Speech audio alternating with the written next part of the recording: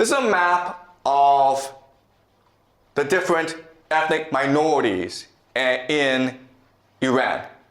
As you can see, it's a very diverse place. In the center are the Persians, but you also have 10 other groups as well. And in the borderlands, it's basically a different country, right? Like, these are basically different countries.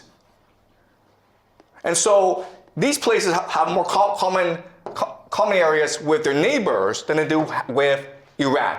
Okay, so the second weakness of Iran. The first is the water. The second is the ethnic makeup of the country. So the strategy of the Americans and the Israelis moving forward is to destroy Iran as a coherent nation state, divided into ethnic enclaves, and have them fight over water. That is the grand plan of the Israelis and the Americans, okay? All right, this is the vision where Persia is limited, and then all these other places are sponsored by the Americans and the Israelis. They're given money, they're given weapons, they're given political support, and then this war will wage over water forever, okay? And this is how you destroy Iran and make sure Iran is no longer a viable threat to you. That is the plan of the Americans, okay?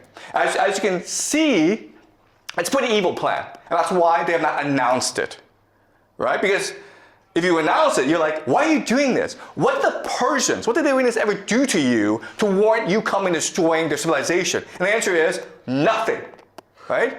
So the Americans and Israelis will never admit they're doing this, but if you look at the map of water supply, of ethnic tensions, this is the optimal game theory strategy for them to use against Iran. Okay, does that make sense? This is a long-term plan that they have in place. And it's all moving towards this plan. But now the question then is, how can the Iranians respond to this?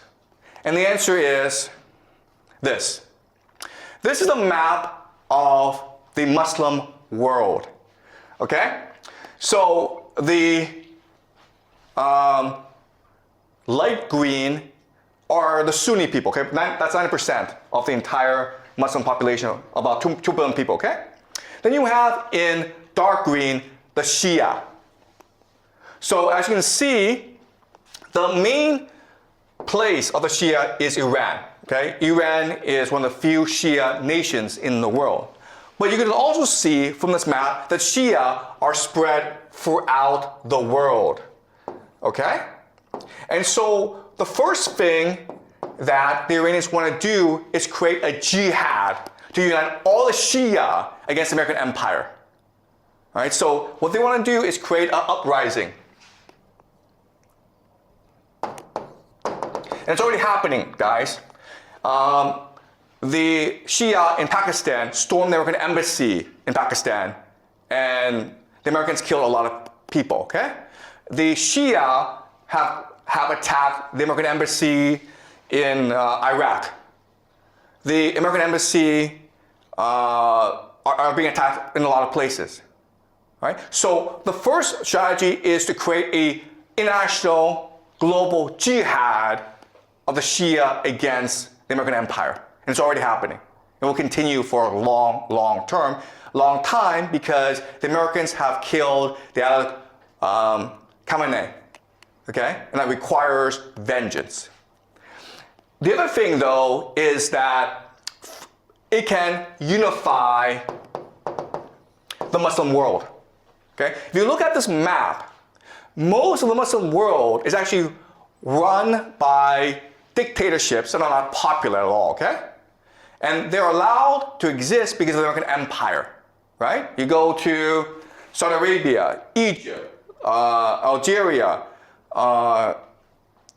these places, they're all run by clients of the American empire, right? So if you rally the people who hate their governments and you overthrow them, then that makes Iran the leader of the Islamic world. Not just the Shia world, but the Islamic world. And this creates something called Pax Islamica.